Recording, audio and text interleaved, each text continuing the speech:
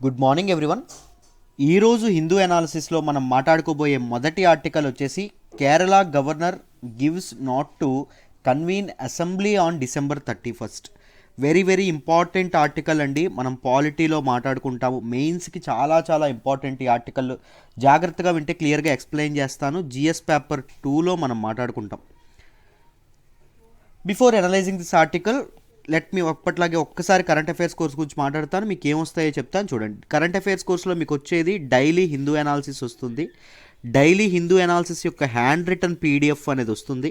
దాంతోపాటు ఈ అనాలిసిస్లో ఏవైతే ఎడిటోరియల్స్ కవర్ చేయట్లేదో ఎడిటోరియల్స్ అనేవి డీటెయిల్డ్గా అనలైజ్ చేయడం అనేది జరుగుతుంది విత్ నోట్స్. దీనికి కూడా పీడిఎఫ్ నోట్స్ అనేది నేను ప్రొవైడ్ చేస్తాను, నీట్గా రాసినటువంటిది. నెక్స్ట్ మీకు ఇంకేం వస్తుంది అంటే ఎంసీక్యూ సెషన్స్ ఏవైతే ఉన్నాయో ఎంసీక్యూ సెషన్స్ జరుగుతాయి. మెయిన్ సెషన్స్ ఏవైతే ఉన్నాయో మెయిన్ సెషన్స్ జరుగుతాయి. ఏంటి ఎంసీక్యూ సెషన్స్ అంటే ఏవైతే మీరు హిందూలో చదువుతారు కరెక్టే, బట్ ఇండియన్ ఎక్స్ప్రెస్ దాంతోపాటు బీబీసీ, గార్డియన్ వీటిలో మీరు మిస్ అయినటువంటి ఆర్టికల్స్ ఏవైతే ఉన్నాయో వాటిని నేను ఎంసీక్యూస్గా మార్చి ఎంసీక్యూ సెషన్స్లో డీటెయిల్డ్గా డిస్కస్ చేయడం అనేది జరుగుతుంది లైవ్లో. మెయిన్ సెషన్స్ ఏవైతే ఉంటాయో అందులో ఏం చేస్తాను అంటే మీ థాట్ ప్రాసెస్ని బిల్డ్ చేసే ఇది చేస్తాను. ఒకరోజు జిఎస్ పేపర్ 1 కానీ సోషల్ ఇష్యూస్ తీసుకున్నాం అనుకోండి, ఇంకొక రోజు ఇంటర్నేషనల్ రిలేషన్స్ మీద ఎలా ఎనలైజ్ చేయాలి, కరెంట్ అఫైర్స్ ఏవైతే వస్తాయో అవి, దాంతోపాటు GS 3 science and technology environment మీద వచ్చేటటువంటివి ఎలా హ్యాండిల్ చేయాలి, ఇలా మీ థాట్ ప్రాసెస్ని బిల్డ్ చేసేటటువంటి ఎనాలిసిస్ మీకు అలవాటు చేసేటటువంటి ప్రయత్నం మెయిన్ సెషన్లో జరుగుతుంది. దాంతోపాటు నెక్స్ట్ మీకు ఎవ్రీడే కరెంట్ అఫైర్స్ టెస్ట్ అనేది మన యాప్లో జరుగుతుంది. చక్కగా కరెంట్ అఫైర్స్ టెస్ట్ మీరు రాయొచ్చు.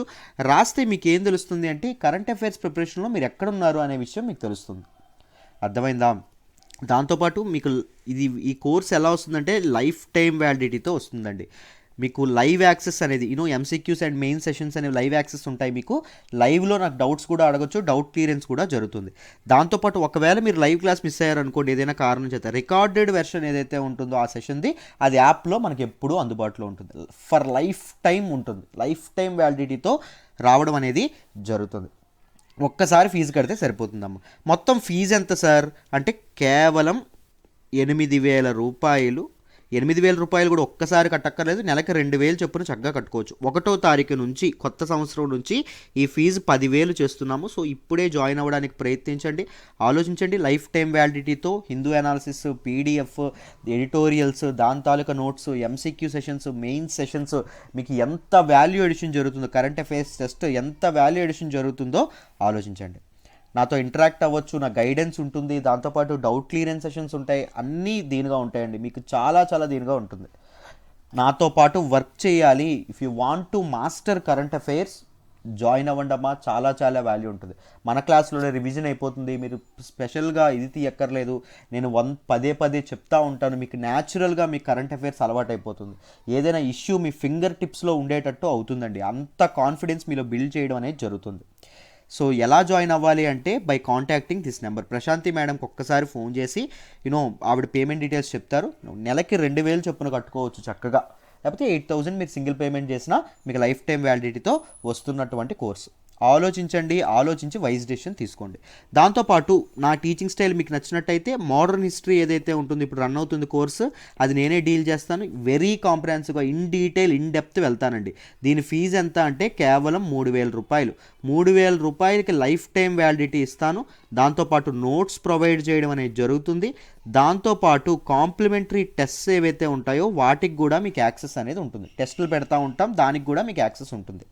చక్కగా మోడర్న్ హిస్టరీ కాంప్రహెన్సివ్గా కంప్లీట్ కథల రూపంలో నేర్చుకోండి, మీకు చాలా బాగుంటుంది. నెక్స్ట్ యాంథ్రపాలజీ ఏదైతే ఉంటుందో ఆప్షనల్ ప్రిపరేషన్ మీరు స్టార్ట్ చేసినట్టయితే యాంథ్రపాలజీ కూడా నేనే చదువుతాను. జస్ట్ 3 క్లాసులు అయినాయి యాంథ్రపాలజీ. చక్కగా తెలుగు భాషలో బైలింగల్ ఉంటుందండి. మీకు నోట్స్ అనేది ఇంగ్లీష్లో ఇస్తాను, కానీ నేను ఎక్స్ప్లెనేషన్ తెలుగులో చెప్తాను. సో దట్ నాలెడ్జ్ అనేది మీకు తెలియకుండా డైజెస్ట్ అయిపోతుంది బాడీలో.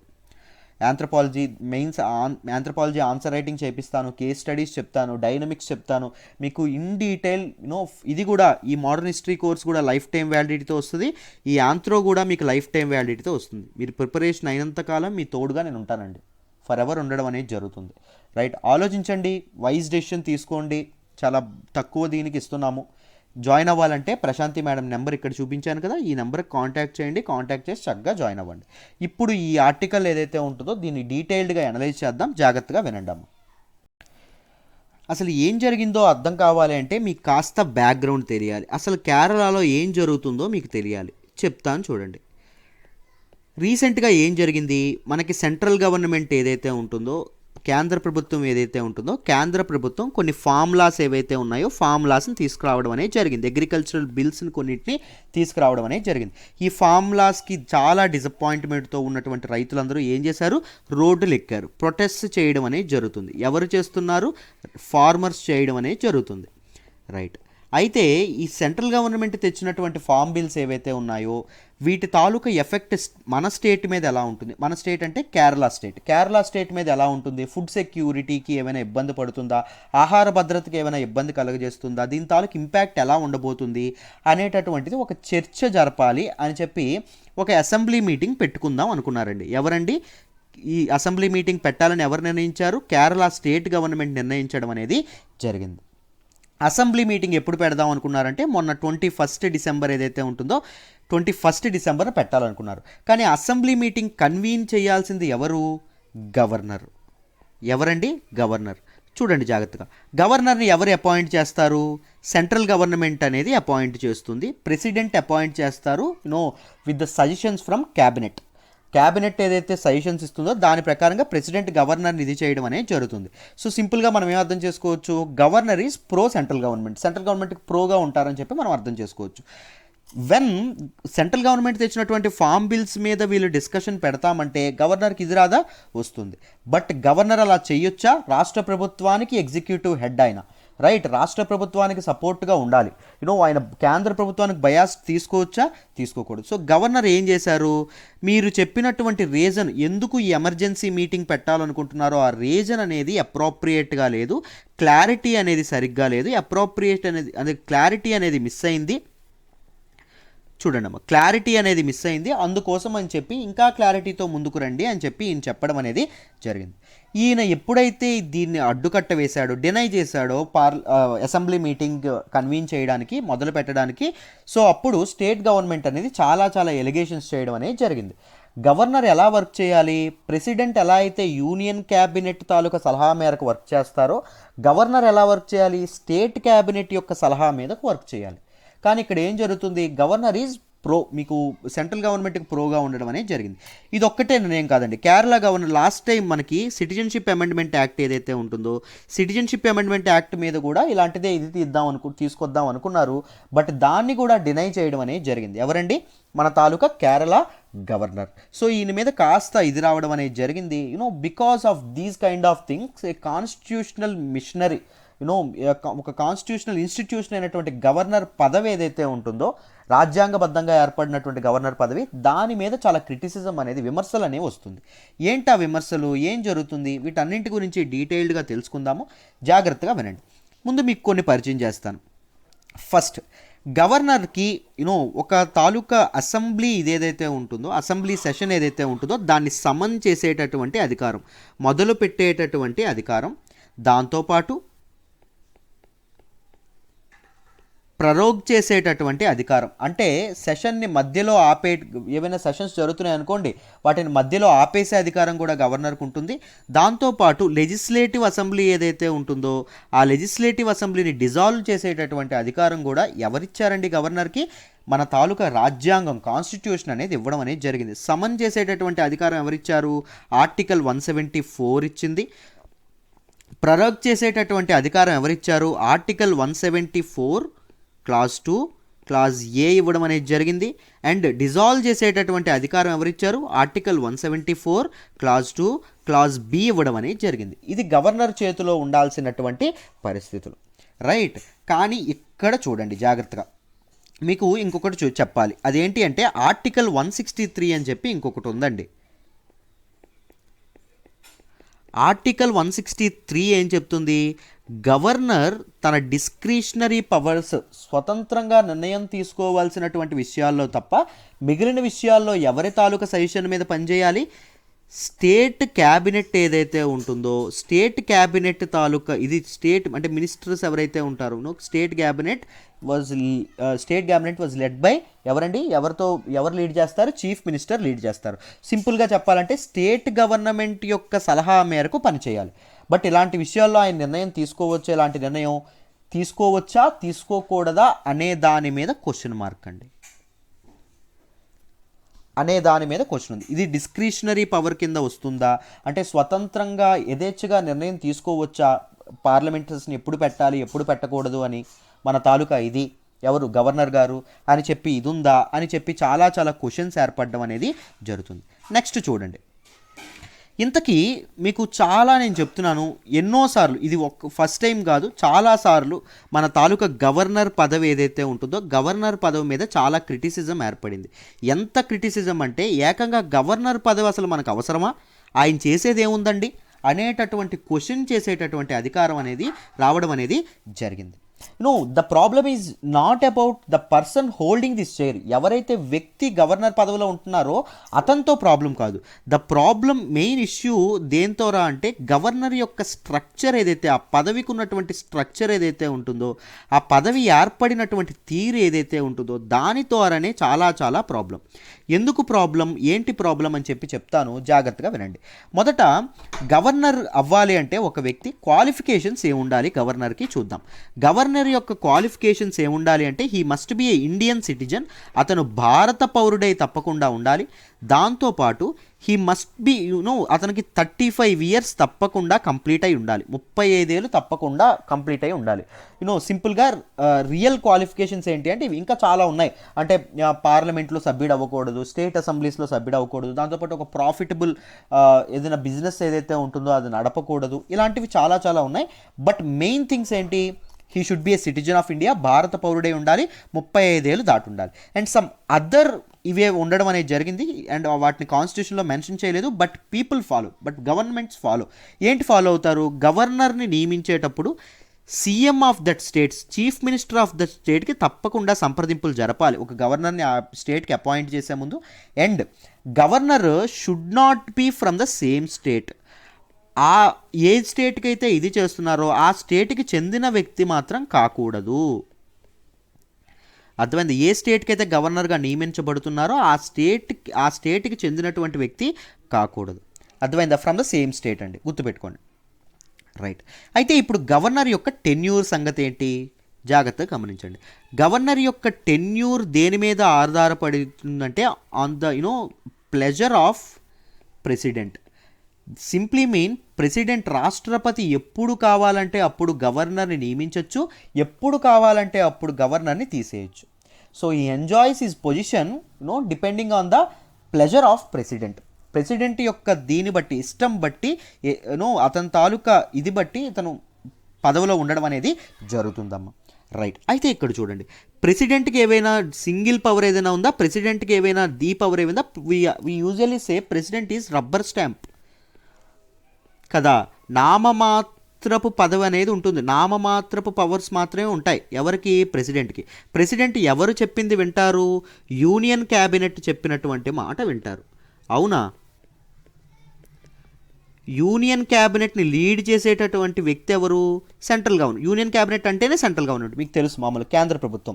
సో సింపుల్గా దాని అర్థం ఏంటి, ఇతను సెంట్రల్ గవర్నమెంట్కి ఎంతసేపు నచ్చితే ఎన్నాళ్ళు సెంట్రల్ గవర్నమెంట్కి ఇష్టపూర్వకంగా, సెంట్రల్ గవర్నమెంట్కి అనుకూలంగా ఇతను వర్క్ చేస్తే అన్నాళ్ళు అతను తన పదవిలో కొనసాగడం అనేది జరుగుతుంది. అర్థమైందా.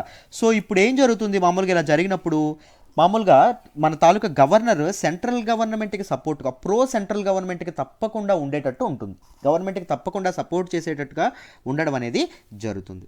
So that is the reason why most చాలా టైమ్స్లో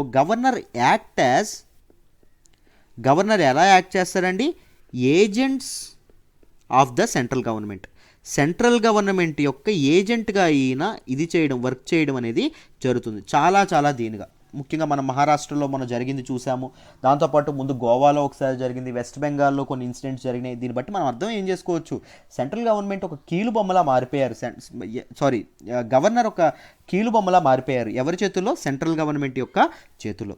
బట్ వాట్ కాన్స్టిట్యూషన్ బిలీవ్స్, రాజ్యాంగం ఏం నమ్ముతుంది, గవర్నర్ యొక్క పదవిని it is a link between centre and state అని నమ్ముతుందండి. సెంటర్ అండ్ స్టేట్కి మధ్య లింక్ తెగిపోకుండా ఎవరు కాపాడుతారు? మన తాలూకా గవర్నర్ కాపాడుతారు అని చెప్పడం అనేది జరిగింది. రైట్, మన రాజ్యాంగం నమ్ముతుంది బ్లైండ్గా ఈ పదవిని. బట్ ఈ నాయకులు ఏం చేస్తున్నారు? వాళ్ళ తాలూకా అవసరాల కోసం, రాజకీయ అవసరాల కోసం సెంట్రల్ గవర్నమెంట్ ఎవరైతే పవర్లో ఉంటారో వాళ్ళు గవర్నర్ పదవిని వాడుకోవడం అనేది జరుగుతుంది. సో నేను ఆల్రెడీ చెప్పాను, ఆర్టికల్ 163 ఏదైతే ఉంటుందో ఇది దేని గురించి చెప్తుంది? గవర్నర్ సీఎం అంటే స్టేట్ క్యాబినెట్ ఏదైతే ఉంటుందో, క్యాబినెట్స్ కౌన్సిల్ ఆఫ్ మినిస్టర్స్ ఏదైతే ఉంటుందో, council of ministers led by chief minister lead చేసినటువంటి కౌన్సిల్ ఆఫ్ మినిస్టర్స్ యొక్క అనుమతి వాళ్ళ యొక్క సజెషన్స్తో మాత్రమే ఈ నిధి చేయాలి. In some matters he can act in discretionary powers కూడా ఉంటాయి.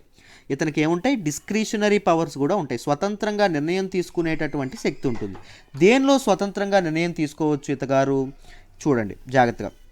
ఒక సీఎంని చూస్ చేసేటప్పుడు తప్పకుండా ఇది చేయొచ్చు. సపోజ్ నేను ఎగ్జాంపుల్ చెప్తాను. ఒక స్టేట్లో ఒక సింగిల్ లార్జెస్ట్ పార్టీగా ఒకటి వచ్చింది, అర్థమైందా? తర్వాత అంటే ఎక్కువ సీట్లు అనేవి ఒక పార్టీ ఏకి వచ్చింది అనుకోండి.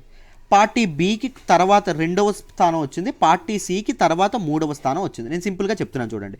సపోజ్ పార్టీ ఏకి ఒక 50 సీట్లు వచ్చినాయి, పార్టీ బికి ఎంత వచ్చినాయి? 40 సీట్లు వచ్చినాయి, పార్టీ సికి ఒక 30 సీట్లు వచ్చినాయి అనుకోండి, అర్థమైందా? సో గవర్నరు ఇక్కడ ఏం చేస్తాడంటే చెప్తాను చూడండి. పార్టీ ఏదైతే ఉంటుందో పార్టీ ఏనైనా ఇన్వైట్ చేయొచ్చు గవర్నమెంట్ ఫామ్ చేయడానికి, అది అతని డిస్క్రిషనరీ పవర్. లేకపోతే జాగ్రత్తగా గమనించండి, పార్టీ B+C ఏమైనా కొయిలేట్ అయ్యాయి అనుకోండి, అంటే పోస్ట్ ఎలక్షన్స్ వీరిద్దరూ కలిసిపోయారు అనుకోండి, కలిసి మేము గవర్నమెంట్ ఫామ్ చేస్తాం స్టేబుల్గా ఉంది అని చెప్పారు అనుకోండి, వీళ్ళనైనా చేయొచ్చు. గవర్నర్ వీళ్ళ తాలూకా డెసిషన్స్ ఏవైతే ఉంటాయో తనకి ఇష్ట ప్రకారంగా తీసుకోవడం అనేది జరుగుతుంది, అర్థమైందా? So this is the problem. ముఖ్యంగా చాలాసార్లు గవర్నర్స్ కొన్నిసార్లు కొన్ని ఇన్సిడెంట్లో వీళ్ళని పార్టీ ఏని గవర్నమెంట్ ఫామ్ చేయమని ఇన్వైట్ చేస్తే, కొన్నిసార్లు పార్టీ B+C కొయిలేషన్ ఏదైతే ఉంటుందో దాన్ని గవర్నమెంట్ ఇది చేయడం అనేది జరిగింది. సో అతని డిస్క్రిషనరీ పవర్స్ కింద ఇది చేయడం అనేది జరుగుతుంది. And in testing majority test చేయడం ఏదైతే ఉంటుందో దానిలో కూడా గవర్నర్ తన డిస్క్రిషనరీ పవర్స్ ఏవైతే ఉంటాయో వాటిని వాడతారండి. మెజారిటీ టెస్ట్ చేయడం అంటే ఏంటి? ఇప్పుడు సపోజ్ వాళ్ళు మాకు ఎక్కువ సీట్లు వచ్చాయని చెప్పి గవర్నర్ దగ్గరికి వచ్చారు ఫామ్ చేస్తామని చెప్పి. ఇప్పుడు వాళ్ళు ఉన్నారు, వాళ్ళు లేదు మాకు ఇంకొక పార్టీ కొయిలేషన్ ఉంది, వాళ్ళ సపోర్ట్ ఉంది, మేము మీకు చెప్తాము, ఒక్కరోజు మాకు గడువు ఇవ్వండి అన్నారు అనుకోండి. పార్టీ ఏనైనా ఆయన వెంటనే మెజారిటీ అని గుర్తించి గవర్నమెంట్ ఫామ్ చేసేలా చేయొచ్చు. లేకపోతే పార్టీ B ఏదైతే ఉంటుందో పార్టీ Bకి ఒక రోజు గడువైనా ఇవ్వచ్చు. మెజారిటీని గుర్తించేటటువంటి ఇది కూడా ఉంటుంది. దీనివల్ల ఏం జరుగుతుంది? పార్టీ B పార్టీ Cలో ఉన్నటువంటి ఎమ్మెల్యేలు ఎవరైతే ఉంటారో వాళ్ళని కొనేయడం అనేది జరుగుతుంది. హార్స్ ట్రేడింగ్ అనేది మొదలవుతుంది, అర్థమైందా? సో గవర్నర్ తన పదవిని సరిగ్గా ఉపయోగించకపోతే రాజ్యాంగానికి దాంతోపాటు ప్రజాస్వామ్యానికి చాలా ఇబ్బంది అవుతుంది. ప్రజలు ఏదైతే తీర్పు ఇచ్చారో ఆ తీర్పుకి చాలా భంగం ఏర్పడడం అనేది జరుగుతుంది. And there are many instances సీఎంని చాలాసార్లు డిస్మిస్ చేయడం అనేది జరిగింది. అండ్ ప్రెసిడెంట్ రూల్ ఏదైతే ఉంటుందో ప్రెసిడెంట్ రూల్ రికమెండ్ చేయడం అంటే ఇదేదైతే ఉంటుందో కాన్స్టిట్యూషనల్ మిషనరీస్ అనేవి ఫెయిల్ అయ్యాయి అనుకోండి ఎక్కడ ఆ తాలూకా స్టేట్స్లో, అప్పుడు ఏం చేస్తారు గవర్నర్ గారు? మన తాలూకా ప్రెసిడెంట్ ఎవరైతే ఉంటారో ఆయనకి ఒక ఇది పంపించడం అనేది జరుగుతుంది. President rule is necessary in the state, in our state అని చెప్పడం అనేది జరుగుతుంది. దాంతోపాటు రిజర్వింగ్ బిల్స్ ఏవైతే ఉంటాయో, సపోజ్ చెప్తాను చూడండి, మనకి ఇప్పుడు చట్టాలు ఎలా జరుగుతాయి? మన తాలూకా అసెంబ్లీ ఏదైతే స్టేట్ అసెంబ్లీ ఏదైతే ఉంటుందో అసెంబ్లీలో ఆమోదించబడుతుంది. తర్వాత ఒకవేళ మన స్టేట్కి లెజిస్లేటివ్ కౌన్సిల్ ఉంటే కౌన్సిల్లో కూడా ఏర్పాటు చేయబడుతుంది, రైట్? కౌన్సిల్లో కూడా మంత్రి మండలిలో కూడా ఏం జరుగుతుంది? మన శాసన మండలి ఏదైతే ఉంటుందో శాసన మండలిలో కూడా ఆమోదించబడుతుంది. అండ్ నెక్స్ట్ దాన్ని ఎక్కడికి పంపిస్తారో ఆ తాలూకా ఇదేదైతే ఉంటుందో బిల్ని ఎక్కడికి పంపిస్తారు? గవర్నర్ దగ్గరికి పంపిస్తారు. గవర్నర్ ఎసెంట్ తెలిపారనుకోండి, గవర్నర్ టిక్ మార్క్ కొట్టారనుకోండి, సైన్ చేశారనుకోండి, అది ఏమవుతుంది? ఆ బిల్ కాస్త చట్టమై ప్రజల్లోకి సిస్టంలోకి రావడం అనేది జరుగుతుంది. బిల్ అనేది లాగా మారుతుంది, మీ అందరికీ తెలుసు. ఒకవేళ గవర్నర్ దీని మీద నాకు ప్రెసిడెంట్ తాలూకా ఇన్పుట్స్ అవసరము, ప్రెసిడెంట్ తాలూకా రికమెండేషన్ అవసరం అని చెప్పి ప్రెసిడెంట్కి పంపిస్తానని చెప్పి రిజర్వ్ చేసి ఉండొచ్చు, రైట్? వెంటనే పంపించేయాలంటే లేదు, రిజర్వ్గా పెట్టి కూడా గవర్నర్ ఉండొచ్చు, తనతో పాటు పెట్టుకోవచ్చు. దేన్ని?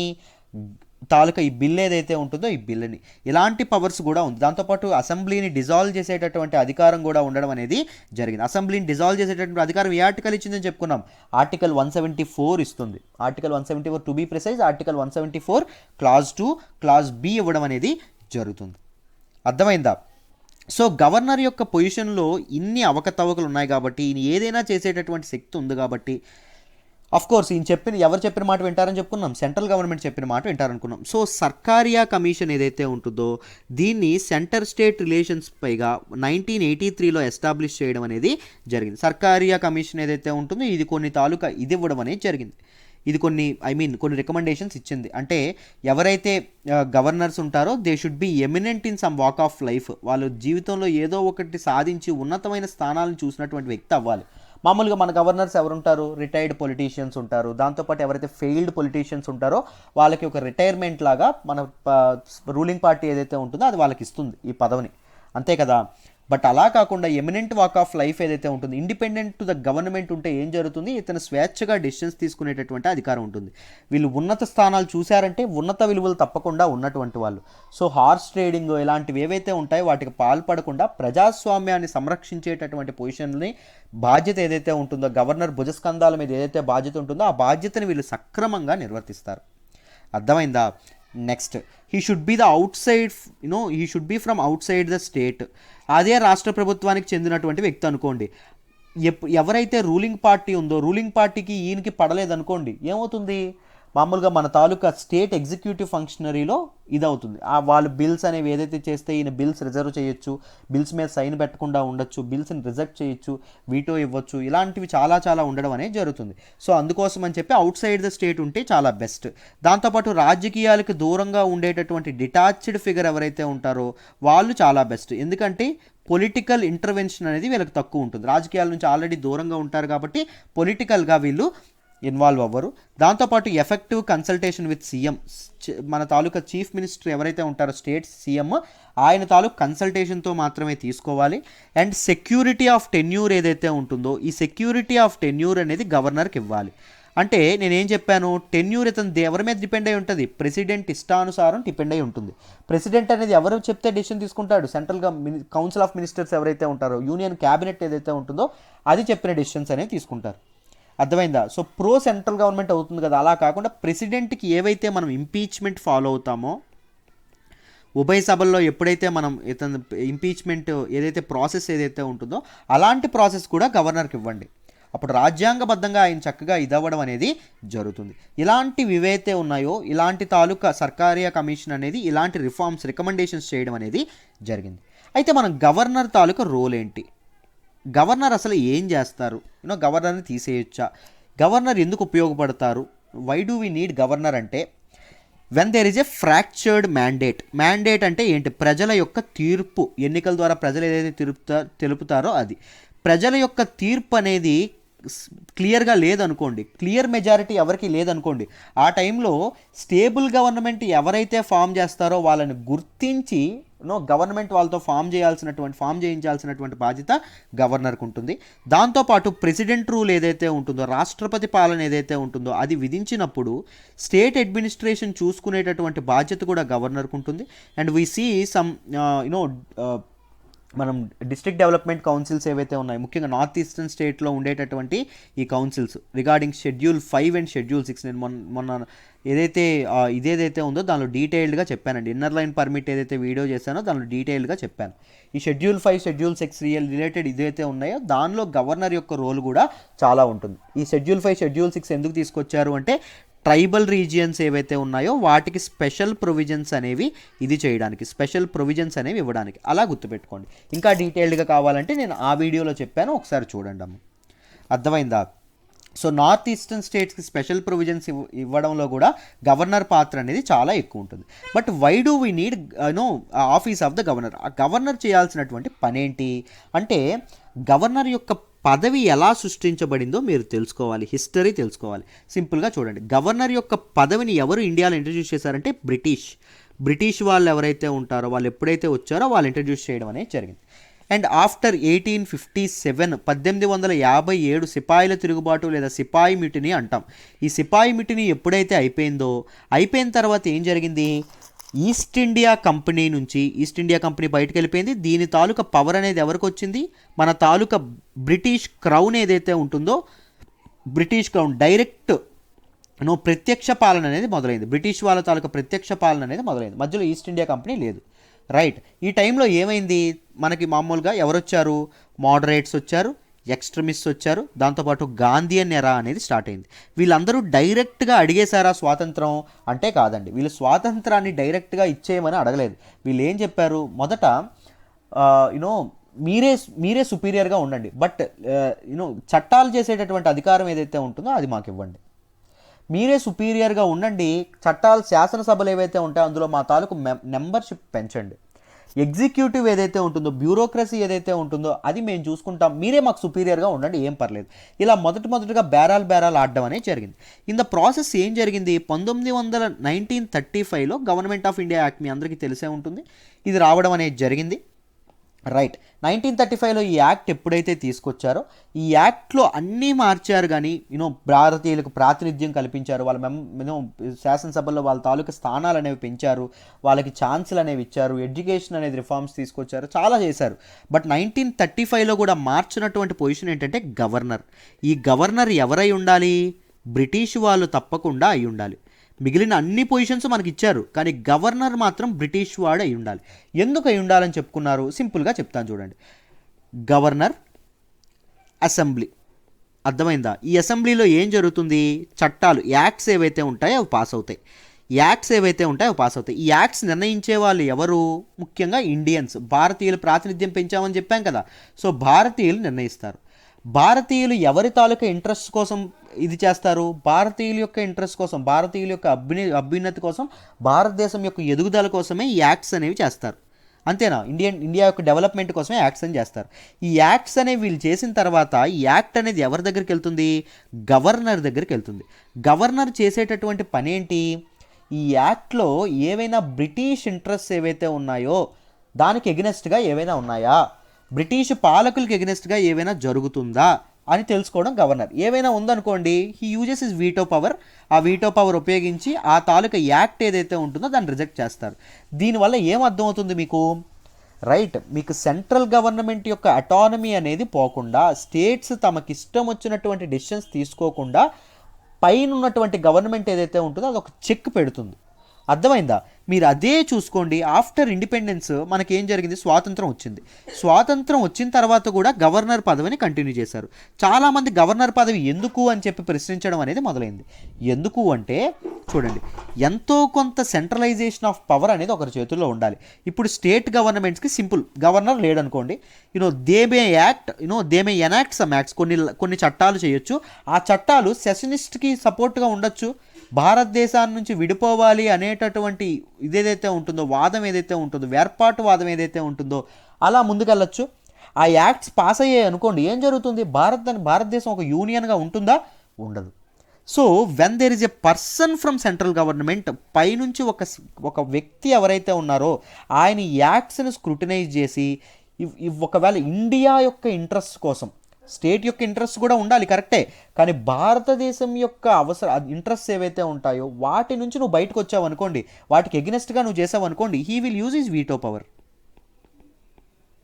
ఇది దేన్ని ప్రివైల్ చేస్తుంది, ఫెడరలిజంని ప్రివైల్ చేస్తుంది. అర్థమైందా? సమాఖ్య వ్యవస్థ ఏదైతే ఉంటుందో దాన్ని ఇది చేస్తుంది. బోత్ సెంటర్కి స్టేట్కి ఒక అవినాభావమైనటువంటి సంబంధం ఏదైతే ఉంటుందో అది మెయింటైన్ అయ్యేలా చేస్తుంది. దాంతోపాటు సెషనిస్ట్ థింగ్స్ ఏవైతే ఉంటాయో వాటన్నింటినీ ఇది చేయడానికి చేస్తుంది. మనకి ఎప్పుడైతే ఇండిపెండెన్స్ వచ్చిందో భారతదేశం విచ్ఛిన్నం అయిపోతుందో అనుకున్నారండి, డెమోక్రసీ ఇవన్నీ వచ్చినప్పుడు.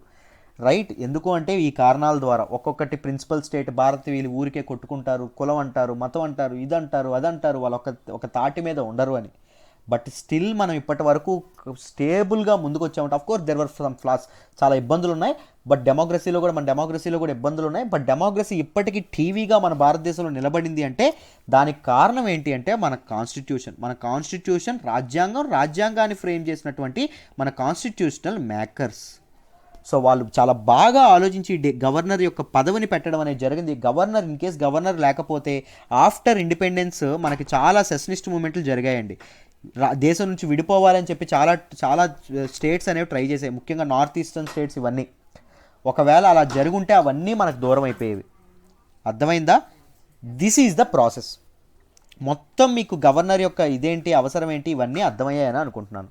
సో మీరు చెప్పండి, సర్కారియా కమిషన్ యొక్క రిఫార్మ్స్ విన్నారు, మీరేం చెప్తారు? గవర్నర్ పదవి అనేది ఒక దీనిగా ఒక ప్రజాస్వామ్యబద్ధంగా పనిచేయాలి అంటే, ప్రో సెంట్రల్ గవర్నమెంట్ ఉండకూడదంటే, సెంట్రల్ గవర్నమెంట్ ఏజెంట్గా మారకూడదంటే గవర్నర్ మీరు ఎలాంటి రిఫార్మ్స్ సజెస్ట్ చేస్తారో నాకు ఒకసారి మీరు కామెంట్స్లో తెలియచేయండి. I will read them. ఇదండి గవర్నర్ గురించి, గవర్నర్ పొజిషన్ గురించి, అతని పవర్స్ గురించి, క్వాలిఫికేషన్ గురించి అన్నీ మాట్లాడుకున్నాం. మీ అందరికీ ఇది అర్థమైందని అనుకుంటున్నాను. Thank you. ఇప్పుడు మన నెక్స్ట్ ఆర్టికల్ ఏదైతే ఉంటుందో దాన్ని డిస్కస్ చేద్దాం. జాగ్రత్తగా వినండి అమ్మ. మనం మాట్లాడుకోబోయే నెక్స్ట్ ఆర్టికల్ వచ్చేసి China defence progress of Pak corridor. దీన్ని మనం దేనిలో మాట్లాడుకుంటాం? జిఎస్ పేపర్ 2లో మాట్లాడుకుంటాం. జాగ్రత్తగా వింటే క్లియర్గా అర్థమైపోతుంది. చూడండి అమ్మా, ఇక్కడ మీకు కనిపిస్తున్నటువంటి మ్యాప్ చూడండి. This is what Pakistan China academic corridor, లేదా చైనా పాకిస్తాన్ ఎకడమిక్ కారిడార్ అంటారు. రైట్, ఇద్దరి మధ్య ఉన్నటువంటి ఒక ఇన్ఫ్రాస్ట్రక్చర్ ప్రాజెక్ట్ అండి ఇది. చైనాలోని జింజియాంగ్ ఏదైతే ఉంటుందో ఆ ప్రావిన్స్లో ఉన్నటువంటి కాష్గర్ నుంచి గ్వాదార్ పోర్ట్ ఏదైతే ఉంటుందో గ్వాదార్ పోర్ట్ వరకు ఇదవ్వడం అనేది జరుగుతుంది. అర్థమైందా?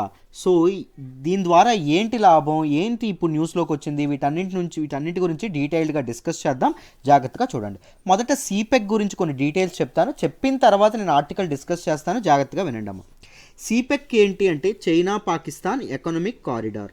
వాట్ ఈజ్ ది సిపెక్ అంటే, this is a bilateral project between Pakistan and China. ఎవరి మధ్య అండి? చైనాకి పాకిస్తాన్కి మధ్య ఒక బైలేటరల్ ప్రాజెక్ట్ అండి. ఇది ఎందుకు ఈ ప్రాజెక్ట్ అంటే, it is intended to promote connectivity. వివిధ ప్రాంతాల మధ్య కనెక్టివిటీ ఏదైతే ఉంటుందో కనెక్టివిటీ పెంచడానికి అక్రాస్ పాకిస్తాన్ అండి in overall length and breadth of the Pakistan ఇది సిపెక్ ప్రాజెక్ట్ అనేది వెళ్ళడం అనేది పాస్ అవ్వడం అనేది జరుగుతుంది. చూసారా, ఇక్కడ నుంచి ఇదంతా సిపెక్ ప్రాజెక్ట్. రైట్.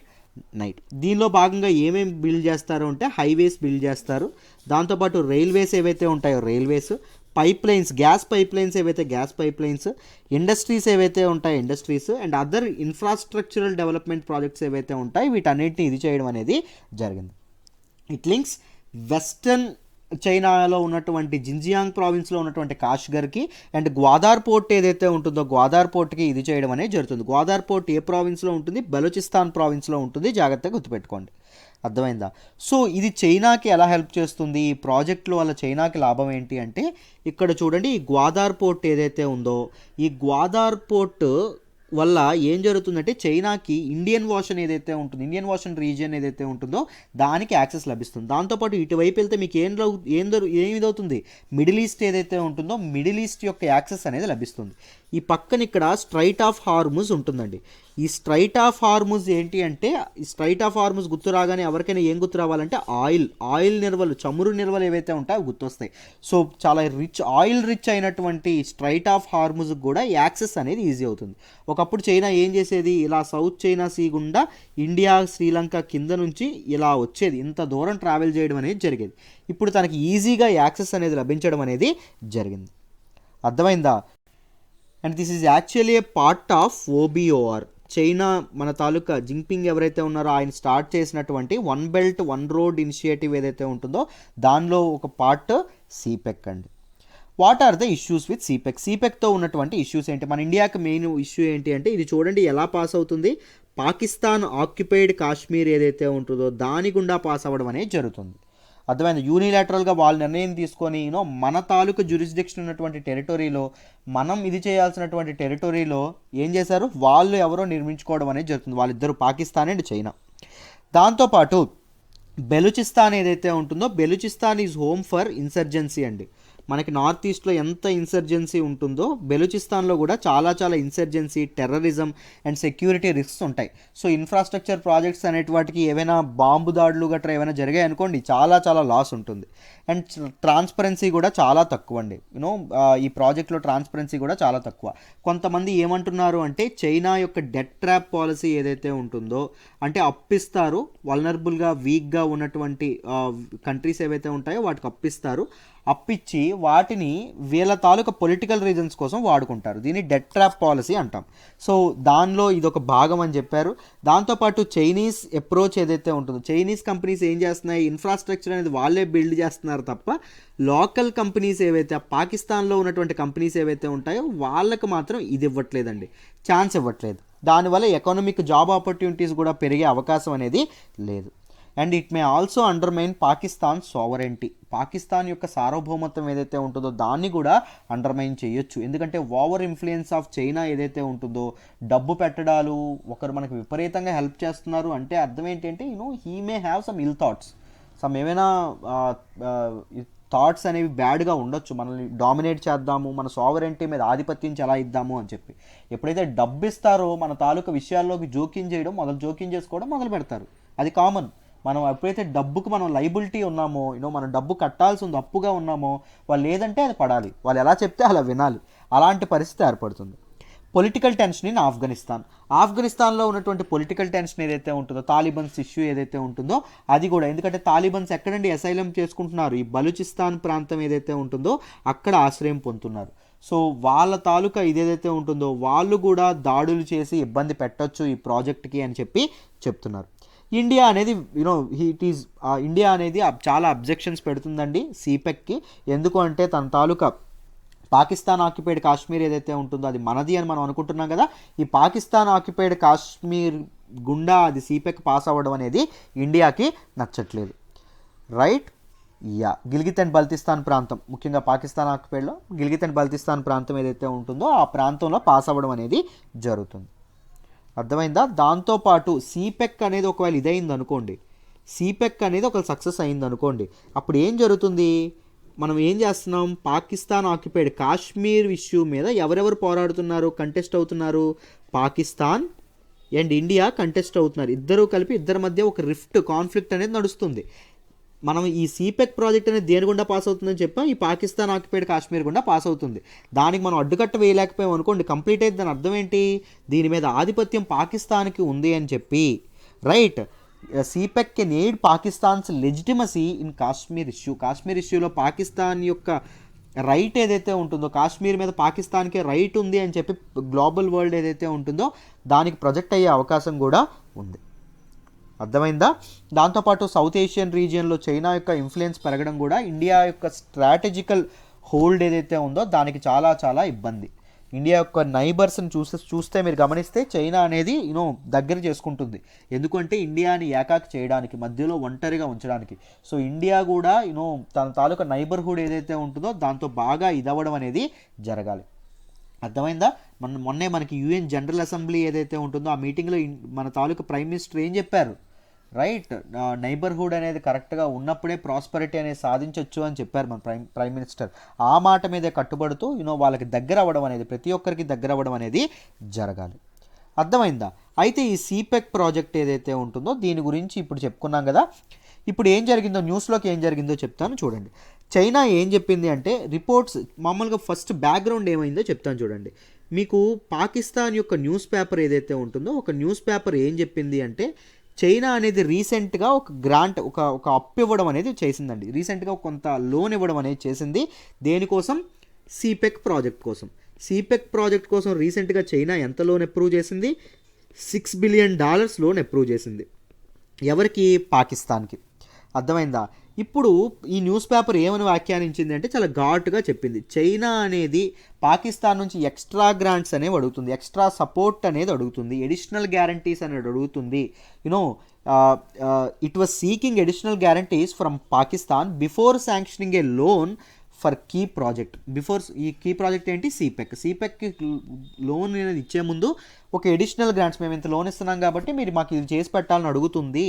సో పాకిస్తాన్ యొక్క సావరెంటీ అనేది అండర్మైన్ అవుతుంది అని చెప్పి వీళ్ళు చెప్పడం అనేది జరిగింది. అర్థమైందా?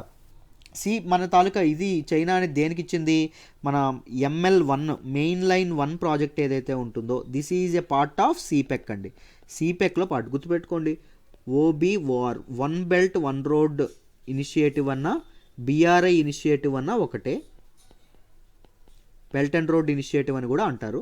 దీనిలో ఒక పార్ట్ ఏంటి, సిపెక్, చైనా పాకిస్తాన్ ఎకడమిక్ కారిడార్. దీనిలో ఇంకొక పార్ట్ ఏంటి, ML1 project, main line 1 project ఏదైతే ఉంటుందో ఆ ప్రాజెక్ట్.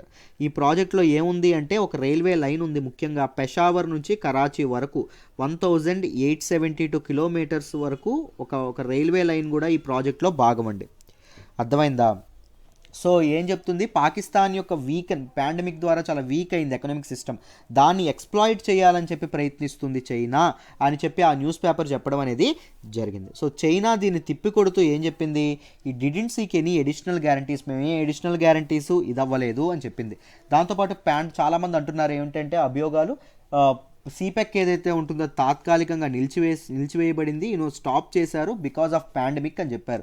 బట్ చైనా దానికి ఇది చేస్తూ అస్సలు పాండమిక్ వల్ల ఎటువంటి ఎఫెక్ట్ సిపెక్ మీద పడలేదు, ఎటువంటి జాబ్స్ కూడా కట్ అవ్వలేదు, ఎటువంటి వర్క్ ఫోర్స్ను కూడా మేము వెనక్కి పిలవలేదు, రైట్. అండ్ చైనా యొక్క ఇన్పుట్ ఏదైతే ఉంటుందో ఈ ప్రాజెక్ట్కి, చైనా ముఖ్యంగా బెల్ట్ అండ్ రోడ్ ఇనిషియేటివ్ ఏదైతే ఉంటుందో, చాలామంది ఏమనుకున్నారు ఇనిషియేటివ్కి పాండమిక్ వచ్చింది కదా చాలా డబ్బులు అదేం చేసింది, చైనా హెల్త్ కేర్ సెక్టార్ మీద ఇన్వెస్ట్ చేస్తుంది, బట్ కానీ BRIకి ఇప్పుడు ఆపేసింది ఫండింగ్ అనుకున్నారు. కానీ చైనా అనేది ఏం చెప్పింది, 30% ఎక్కువ పెంచాము ఈ మధ్యే అని చెప్పడం అనేది జరిగింది.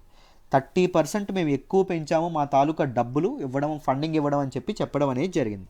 సో బోత్ సిపెక్ ద్వారా బోత్ పాకిస్తాన్ అండ్ మన తాలూకా ఇదేదైతే ఉంటుందో చైనా ఏదైతే ఉంటుందో వాళ్ళకు ఇండస్ట్రీ సెక్టార్ డెవలప్ అవ్వడానికి, అగ్రికల్చర్ సెక్టార్ డెవలప్ అవ్వడానికి, science and technology sector develop అవ్వడానికి, జనాల యొక్క లైవ్లీహుడ్స్ అనేవి పెంచడానికి కమిటెడ్గా ఉండాలి, ఇద్దరం చాలా కమిటెడ్గా ఉండాలని చెప్పడం అనేది జరిగింది. సిపెక్ ఏం చెప్పింది, సుమారు పాకిస్తాన్లో ఇది చేసేటప్పుడు ప్రపోజ్ చేసేటప్పుడు సుమారు పాకిస్తాన్లో 7 lakhs జాబ్స్ అనేవి సృష్టిస్తుందని చెప్పారంట. ఎప్పటికీ 2030 కల్లా 2030 కల్లా. బట్ కానీ సిపెక్ ఏదైతే ఉంటుందో ఇప్పటి వరకు సృష్టించిన జాబ్స్ 75,000 జాబ్స్ అండి. పాకిస్తాన్లో 75,000 మందికి ఉపాధి దొరకడం అనేది జరిగింది. And సిపెక్ project contributes to 1.1 to 2% of the GDP growth ఏదైతే గ్రో అవ్వడానికి ఈ సిపెక్ ఏదైతే ఉంటుందో చాలా ఉపయోగపడబోతుందని ఫోర్కాస్ట్ చెప్తుందంట. దాంతోపాటు పాకిస్తాన్లో లోకల్ ట్రాన్స్పోర్టేషన్ ఏదైతే ఉందో ట్రాన్స్పోర్టేషన్ డెవలప్ అయింది, ఇన్ఫ్రాస్ట్రక్చర్ ఏదైతే ఉంటుందో ఇన్ఫ్రాస్ట్రక్చర్ డెవలప్ అయింది, పవర్ సప్లై ఏదైతే ఉంటుందో పవర్ సప్లై కూడా డెవలప్ అయింది అని చెప్పి ఎవరు చెప్తున్నారు, మన తాలూకా చైనా అనేది చెప్పడం అనేది జరుగుతుంది. పాకిస్తాన్ కూడా ఇదే మాటలు చెప్పిందండి. యుఎస్ ఏం చేస్తుంది అంటే లేదు పాకిస్తాన్కి చైనా సంగతి అర్థం కావట్లేదు, చైనీస్ ప్రాజెక్ట్స్ వర్ లీవింగ్ హ్యూజ్ డెట్ బర్డెన్స్ అండి. చాలా అప్పు భారాలు ఏవైతే ఉంటాయో అవి వదిలి వెళ్తున్నారు ఎవరు, చైనా వాళ్ళు, వాళ్ళ తాలూకా పాలసీల మీద. ముఖ్యంగా దీనికి ఎగ్జాంపుల్ పాకిస్తాన్నే చూపించారండి. పాకిస్తాన్ యొక్క ఫారెన్ డెట్ ఏదైతే ఉంటుందో అంటే బయట కంట్రీస్ నుంచి పాకిస్తాన్ అప్పు తీసుకున్నది ఎంత అంటే $110 billion అండి, $110 billion అంట, రైట్. సో దీనిలో ఓన్లీ సిపెక్ కోసం వీళ్ళు చేసినటువంటి పాకిస్తాన్ చేసినటువంటి డబ్బులు అప్పు ఎంత అంటే $5.8 billion, $5.8 billion అంటండి ఓన్లీ సిపెక్ కోసం. And it accounts to 5.3% of Pakistan's total foreign debt. అర్థమైందా, పాకిస్తాన్ యొక్క టోటల్ ఫారెన్ డెట్ ఏదైతే ఉంటుందో దానిలో ఇది 5.3% ఉండడం అనేది జరిగిందంట, రైట్. ఈ డెట్ ఏదైతే ఉంటుందో చైనా ఎలా ఇస్తుంది, 20 నుంచి 25 ఏళ్ళు రీపేమెంట్ అయిపోమని ఇస్తుంది. దాంతోపాటు ఈ రీపేమెంట్ ఇంట్రెస్ట్ రేట్ ఎంత 2%.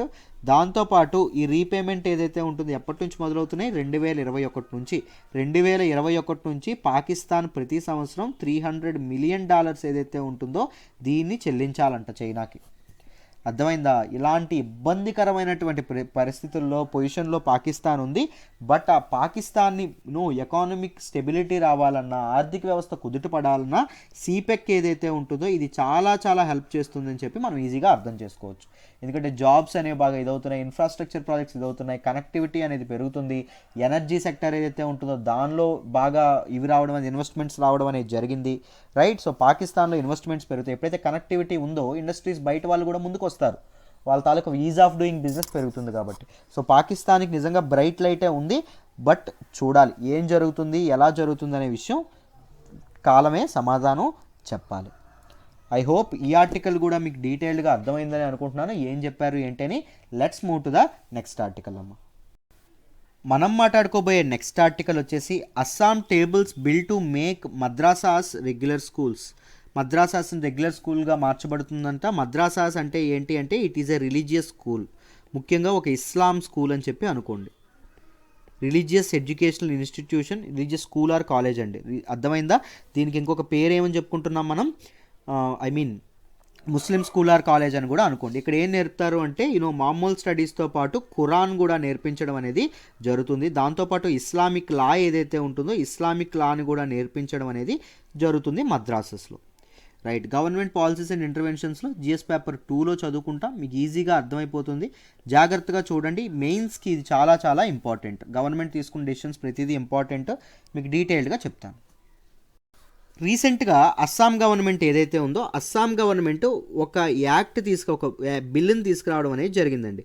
ద అస్సాం రిపీలింగ్ బిల్ ఏదైతే ఉంటుందో ఈ రిపీలింగ్ బిల్ తీసుకురావడం అనేది జరిగింది. ఈ రిపీలింగ్ బిల్ పేరులోనే ఉంది, రిపీల్ చేస్తుంది అంటే రద్దు చేస్తుందండి. దేన్ని రద్దు చేస్తుందంట చూడండి, ఇట్ రిపీల్స్ 2 ఓల్డ్ లాస్ అండి, పాత లాస్ని రద్దు చేయడం అనేది జరుగుతుంది. ఏంటా laws? Assam madrasa education act 1995, 1995లో తెచ్చినటువంటి ఈ యాక్ట్, దాంతోపాటు అస్సాం మద్రాసా ఎడ్యుకేషన్, దీనిలో provincialisation of services of employees and staff, services of employees and staff act 2018, ఈ రెండు ఏవైతే ఉంటాయి వీటిని రిపీల్ చేయడం అనేది జరుగుతుంది. ఈ రెండింటిని కొట్టేస్తుందంట. ఇలా రిపీల్ చేయడం వల్ల ఏం జరుగుతుంది అంటే సింపుల్, మద్రాసాస్ ఏవైతే ఉన్నాయో చెప్పాను కదా, రిలీజియస్ స్కూల్స్ అండి, ఇస్లామిక్ రిలీజియన్ స్కూల్స్ ఏవైతే ఉంటాయో వాటి మద్రాసాస్ అంటాం. వీటిని ఒక కామన్ జనరల్ ఎడ్యుకేషనల్ ఇన్స్టిట్యూషన్స్ ఏవైతే ఉంటాయో, general primary, general secondary institutions ఏవైతే ఉన్నాయో, మామూలుగా ప్రభుత్వ పాఠశాలలు ఏవైతే ఉన్నాయో అలా చేయడం అనేది జరుగుతుంది. ఇవి కూడా ప్రభుత్వం అండర్లో ఉన్నటువంటి మద్రాసాస్ అండి. వీటిని కంప్లీట్గా మార్చేయడం అనేది జరుగుతుంది. అర్థమైందా? రైట్. సో బట్ కానీ ఈ బిల్ ఏదైతే ఉంటుందో రిపీల్ చేస్తుంది. కానీ ఇప్పుడు ఒకవేళ మద్రాసాస్ ఉంది, మద్రాసాస్లో మనకు డిఫరెంట్ సబ్జెక్ట్స్ ఉంటాయని చెప్పాం. దానిలో ఏమని చెప్పాం? ఖురాన్ ఉంటుందని చెప్పాం, ఇస్లామిక్ లా ఉంటుందని చెప్పాం. మద్రాసాస్ని మీరు మామూలు దీనిలో మార్చడం అంటే ఏంటి? ఈ రెండింటిని రిపీల్ చేయడం, అంతేనా? మామూలు రెగ్యులర్ కరిక్యులం, అందరు పిల్లలకు వాడేటటువంటి కరిక్యులం ఏదైతే ఉంటుందో అది ఫాలో అయ్యేటట్టు చేయడం. సో ఈ ఖురాను మరి ఇస్లామిక్ లా చెప్పేటటువంటి ఫ్యాకల్టీ ఎవరైతే ఉంటారో వాళ్ళు ఏమవుతారు? దాంతోపాటు ఇందులో ఇంకా సబ్జెక్ట్స్ ఉంటాయి, ఆ సబ్జెక్ట్స్ చెప్పేటటువంటి ఫ్యాకల్టీలు ఉద్యోగాలు కోల్పోతారు కదా. అప్పుడు గవర్నమెంట్ ఏం చెప్పింది అంటే వీళ్ళ మీద ఎటువంటి teaching and non teaching staff ఎవరైతే ఉంటారో వీళ్ళ మీద తాలూకా స్టేటస్ మీద కానీ, పే మీద కానీ, ఎలోయెన్సెస్ మీద కానీ, సర్వీస్ కండిషన్స్ మీద కానీ ఎటువంటి ఎఫెక్ట్ అనేది ఉండదు. వాళ్ళు ఎంతైతే జీతం పొందారో ఇప్పటి వరకు అంతే జీతం పొందుతారు. ఎవరైతే ఒకవేళ సర్వీసెస్ అవసరం లేని ఫ్యాకల్టీ ఉన్నారో వాళ్ళు చక్కగా వాళ్ళ ఇంట్లో కూర్చోవచ్చు, గవర్నమెంట్ చక్కగా అకౌంట్లో డబ్బులు వేస్తుంది, వాళ్ళు ఎటువంటి కంగారు పడక్కర్లేదు అని చెప్పడం అనేది జరిగింది. అండ్ మళ్ళీ ఏం చెప్పారు అంటే it is not taking any steps to close down or regulate private madrasas. Private madrasas ఏవైతే ఉన్నాయో, ప్రైవేట్గా నడుపుతున్నటువంటి ఇస్లామిక్ ఇన్స్టిట్యూషన్స్ ఏవైతే ఉన్నాయో వాటి మీద ఎటువంటి రెగ్యులేషన్ కానీ, వాటిని కట్టడి చేయాలని కానీ, లేకపోతే వాటిని తీసేయాలి కానీ, క్లోజ్ చేయాలని కానీ మేము ఎటువంటి ఇది చేయట్లేదు. ఓన్లీ గవర్నమెంట్ మద్రాసాస్ ఏవైతే ఉన్నాయో వాటిని మాత్రం దేని కింద మారుస్తున్నాము? మేము స్కూల్స్ కింద మార్చడం అనేది జరుగుతుంది, రెగ్యులర్ జనరల్ స్కూల్స్ కింద మార్చడం అనేది జరుగుతుంది. మద్రాసాస్ అనేవి ఎప్పుడు అస్సాంలో మొదలయ్యాయి అంటే 1780 నుంచి మొదలవ్వడం అనేది జరిగిందండి. 1780s టైంలోనే మొదలవ్వడం అనేది జరిగింది, అప్పటి నుంచి ఉన్నాయి. అర్థమైందా? సో మద్రాసాస్ మీద అటాక్ చేస్తున్నారు, ఇస్లాం వాళ్ళ మీద అటాక్ చేస్తున్నారు అన్నందుకు వీళ్ళు ఏం చేసింది అంటే మన తాలూకా government even Sanskrit, state run Sanskrit schools ఏవైతే ఉంటాయో, సంస్కృతం బోధించేటటువంటి స్కూల్స్ ఏవైతే ఉన్నాయో వాటిని కూడా కంప్లీట్గా ఇది చేయడం అనేది జరిగింది. వాటిని కూడా మేము స్కూల్స్ కింద మార్చేస్తామని చెప్పడం అనేది జరిగింది. దీనికి గవర్నమెంట్ ఏం రీజన్ చెప్తుంది? సింపుల్గా గవర్నమెంట్ ఏం చెప్తుంది అంటే India is a secular country, right? Secularism, లౌకికవాదం ఏదైతే ఉంటుందో అది భారతదేశంలో ప్రివైల్ అవుతుంది. మన ఇండియన్ కాన్స్టిట్యూషన్ యొక్క ప్రియాంబుల్లో కూడా సెక్యులర్ అనే పదం ఉంది, అంతే కదా? So India is a secular country. అన్ని మతాలకు సమానమైనటువంటి స్వేచ్ఛ అనేది, మత స్వేచ్ఛ అనేది ప్రతి ఒక్కరికి చక్కగా ఉంది మన ఇండియాలో, భారతదేశంలో. ఇప్పుడు teaching Arabic and religious text ఏవైతే ఉన్నాయో, అరబిక్ అండ్ రిలీజియస్ టెక్స్ట్ అంటే ఖురాన్ ఏదైతే ఉందో, ఖురాన్కి అండ్ అదర్ రిలీజియస్ మీ బుక్స్ ఏవైతే ఉన్నాయో వాటిని టీచ్ చేయడం it is not the responsibility of the government ప్రభుత్వం యొక్క రెస్పాన్సిబిలిటీ కాదు. In a secular country religious teachings can't be funded by the government. Religious teachings అనేవి ఇది చేయకూడదు. Of course right to education ఉంది, బట్ ఆ ఎడ్యుకేషన్ అనేది ఏంటి? రిలీజియస్ ఎడ్యుకేషన్ మేము ప్రొవైడ్ చేయం. మేము ఏం ప్రొవైడ్ చేస్తాం? పిల్లలకి జనరల్ ఎడ్యుకేషన్ ఏదైతే ఉంటుందో అది ప్రొవైడ్ చేస్తాం. సో ఇది మా బాధ్యత కాదు. సో ప్రైవేట్గా మీరు నడుపుకుంటారా? మీ ఇష్టం, నడుపుకోండి, ఎవరు మిమ్మల్ని ఏమనరు. ప్రైవేట్గా నడుపుకుంటే మీకు రెగ్యులేషన్ ఏం చేయం, దాంతోపాటు మీ వ్యవహారాల్లో జోక్యం చేసుకోం, దాంతోపాటు మీరు ఏం చేస్తున్నారో దానికి మేము ఇది చెయ్యం. మద్రాసాస్ అనేవి చాలా మద్రాసాస్ నుంచి మీరు గమనిస్తే గూగుల్ చేయండి తెలుస్తుంది. మద్రాసాస్ నుంచి యూపీఎస్సీ క్రాక్ చేసిన వాళ్ళు చాలామంది ఉన్నారండి, చాలా మంది ఉన్నారు ఇన్స్పిరేషన్గా. అర్థమైందా? అఫ్ కోర్స్ సమ్ ఇన్ఫిల్ట్రేషన్స్ అనేవి జరుగుతున్నాయి, యూపీఎస్సీ జిహాద్ ఏదో మన వచ్చింది కదా. బట్ దీస్ థింగ్స్ ఉన్నప్పటికీ they are eminent people, they are very efficient people, right? Madrasas కూడా చక్కగానే ఇది చేస్తుంది. బట్ గవర్నమెంట్ ఇలాంటి డెసిషన్ ఎందుకు తీసుకుందో అని చెప్పి అర్థం కావాలి. బట్ ఇది కూడా మంచి స్టాండేలండి. సెక్యులర్ కంట్రీలో గవర్నమెంట్ పబ్లిక్ మనీ ఏదైతే ఉంటుందో, ప్రజల డబ్బు ఏదైతే ఉంటుందో అది మతాల మీద ఖర్చు చేయకుండా జనరల్ ఎడ్యుకేషన్ ఏదైతే ఉంటుందో, ఉన్నత విద్యలు ఏవైతే ఉంటాయో అవి చదివేందుకు పిల్లలకు హెల్ప్ చేయడం అనేది మంచి విషయమే, రైట్? దీని మీద మీ ఒపీనియన్ ఏంటో, ఇలా చేయడం వల్ల వాట్ ఆర్ ద దాని వెనక ఉన్నటువంటి రీజన్స్ ఏమై ఉండొచ్చో మీరు నాకు కామెంట్ బాక్స్లో తెలియజేయండి. ఈ ఆర్టికల్ కూడా మీకు ఇన్ డీటెయిల్ అర్థమైందని అనుకుంటున్నామమ్మా. Let me move to the next article. మనం మాట్లాడుకోబోయే నెక్స్ట్ ఆర్టికల్ వచ్చేసి trial of 10 of the Hong Kong 12 begins in China. Very important article regarding GS paper 2.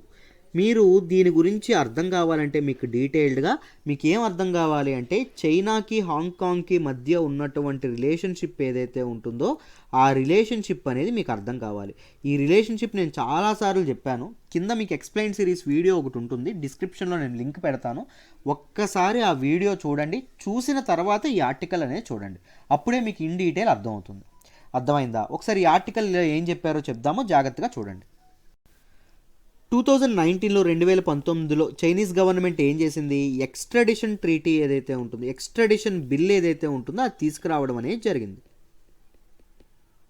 What is extradition? వీటన్నింటినీ తెలుసుకుందాము, జాగ్రత్తగా వినండి. మీకు రిలేషన్షిప్ తెలుసనే అనుకుంటున్నానండి. ఇప్పుడు హాంకాంగ్ అనేది ఎవరి దగ్గర ఉంటుంది, ఎవరి అండర్లో ఉంటుంది? చైనా వాళ్ళ అండర్లో ఉండడం అనేది జరుగుతుంది. Of course it has a different constitution. రాజ్యాంగం అనేది దానికి వేరేగా ఉంది, అండ్ దానికంటూ ఓన్ జ్యుడిషియల్ సిస్టమ్ ఉంది, కరెన్సీ ఉంది, ఫ్లాగ్ ఉంది. ఇవన్నీ ఉండడం అనేది ట్రేడ్ రిలేషన్స్, అదర్ నేషన్స్తో ట్రేడ్ రిలేషన్స్ కూడా తీసుకునేటటువంటి ఇది ఉంది. 1 కంట్రీ 2 సిస్టమ్స్ అంటాం. నేను ఆ వీడియోలో క్లియర్గా ఎక్స్ప్లెయిన్ చేశాను, మీరు వింటే హిస్టరీతో సహా అక్కడ డీటెయిల్గా చెప్పాను, జాగ్రత్తగా వినండి. అయితే ఆ హాంకాంగ్లో చైనా ఏం చేసింది? ఎక్స్ట్రాడిషన్ బిల్ ఏదైతే ఉంటుందో ఎక్స్ట్రాడిషన్ బిల్ తీసుకొచ్చింది. ఏంటండి ఈ ఎక్స్ట్రాడిషన్ బిల్లు ఏం చేస్తుందో చూద్దాం. నేను ఇప్పుడు ఇండియాలో ఉన్నాను, సపోజ్ అనుకోండి ఇండియాలో ఉన్నాను. నేను నా మాస్టర్స్ చేయడానికి యూఎస్ వెళ్ళాను, యునైటెడ్ స్టేట్స్ ఆఫ్ అమెరికా వెళ్ళాను. నేను ఇప్పుడు ఎక్కడ ఉన్నాను? యునైటెడ్ స్టేట్స్ ఆఫ్ అమెరికాలో ఉన్నాను. నేను అక్కడ ఏం చేశానంటే ఒక మర్డర్ చేశాను. యునైటెడ్ స్టేట్స్ ఆఫ్ అమెరికాలో నేను ఒక క్రైమ్ చేశాను. అర్థమైందా? క్రైమ్ చేసి దొరికిపోముందే నేను ఏం చేశాను? ఫ్లైట్ ఎక్కేసాను. ఫ్లైట్ ఎక్కి ఇండియా వచ్చేసాను. ఇప్పుడు నేను ఎక్కడున్నాను? ఇండియాలో ఉన్నాను. ఎప్పుడైతే యుఎస్ పోలీస్ ఎవరైతే ఉంటారో వాళ్ళు ఏం చేస్తారు? క్రైమ్ ఇన్వెస్టిగేట్ చేస్తారు. ఎవరు చంపారు ఏంటి అని. నా పేరు తెలుస్తుంది, నేను ఎక్కడున్నానో చూస్తారు. నేను ఎక్కడ ఉంటాను? ఇండియాలో ఉంటాను. అప్పుడు ఏం జరుగుతుందంటే యుఎస్ ఏం చేస్తుంది? మా దానిలో ఒక పౌరుడిని చంపేశాడు, మా దానిలో ఒక హత్య చేయడం అనేది జరిగింది, క్రిమినల్ అఫెన్స్ చేశాడు మీ వాడు, సో మీ వాడిని వెనక్కి పంపించండి, మా దగ్గర మేము జ్యుడిషియల్ ఎంక్వైరీ అనేది మా కంట్రీలో చేసి శిక్ష మా కంట్రీలో వేస్తాము అని అంటారు. దానికి ఇండియా ఓకే చెప్పొచ్చు, ఓకే చెప్పకపోవచ్చు. సో ఈ ఒకవేళ ఈ 2 కంట్రీస్ మధ్య, ఇండియాకి యూఎస్కి మధ్య ఒకవేళ ఎక్స్ట్రాడిషన్ ట్రీటీ అనేది ఉందనుకోండి, ముందు ఎప్పుడైనా ఎక్స్ట్రాడిషన్ ట్రీటీ జరిగిందనుకోండి, ఈ ట్రీటీ ప్రకారంగా ఏం జరుగుతుంది అంటే ఇప్పుడు ఎవరైతే మర్డర్ చేశారో, నేను ఇప్పుడు మర్డర్ చేశాను కదా, నన్ను తప్పకుండా ఇండియా యూఎస్కి అప్పగించాలి ఒకవేళ ఈ ట్రీటీ జరిగితే కంట్రీస్ మధ్య. అర్థమైందా? ఇప్పుడు చెప్తాను చూడండి. మీ అందరికీ తెలుసు డెమోక్రసీ ఏదైతే ఉంటుందో, డెమోక్రసీకి ప్రో డెమోక్రసీ కోసం ఆల్రెడీ మళ్ళీ చెప్తున్నానమ్మా, ఆ వీడియో చూడకపోతే మీకు ఇవన్నీ అర్థం కావు. ఒకసారి ఆ వీడియో చూసి రండి ఓపిక్గా. అర్థమైందా? ఈ డెమోక్రసీ ఏదైతే ఉంటుందో, ప్రజాస్వామ్యం ఏదైతే ఉందో చూడండి. ప్రజాస్వామ్యం కోసం హాంకాంగ్లో రివోల్ట్స్ జరగడం అనేది జరుగుతుంది. ఎవరి మీద? చైనా మీద. చైనా అనేది వీళ్ళ తాలూకా దీనిలోకి ఎంటర్ అవుతుంది. చైనా కమ్యూనిజం ఏదైతే ఉంటుందో, కమ్యూనిస్ట్ గవర్నమెంట్ ఏదైతే ఉంటుందో అది హాంకాంగ్ వ్యవహారాల్లో బాగా ఇంక్లూడ్ అవ్వడం అనేది జరుగుతుంది. దానివల్ల చాలా ప్రాబ్లంగా ఉంది అని చెప్పి హాంకాంగ్ వాళ్ళు ఏం చేస్తున్నారు అంటే, హాంకాంగ్ వాళ్ళకి ఓటు హక్కు పూర్తి ఓటు హక్కు ఇవ్వడం కానీ ఇవన్నీ చేయలేదండి. చాలా రైట్స్ డిప్రైవేట్ అవ్వడం అనేది జరుగుతుంది. హాంకాంగ్ యొక్క జుట్టు పట్టుకోవడం అనేది జరిగింది చైనా. దానికోసం అని చెప్పి హాంకాంగ్ తిరగబడ్డం అనేది జరుగుతుంది. ఎవరి మీద తిరగబడుతుంది? చైనా మీద తిరగబడ్డం అనేది జరుగుతుంది. అక్కడ ప్రో డెమోక్రసీ ప్రొటెస్ట్లు అనేవి బాగా జరుగుతున్నాయి.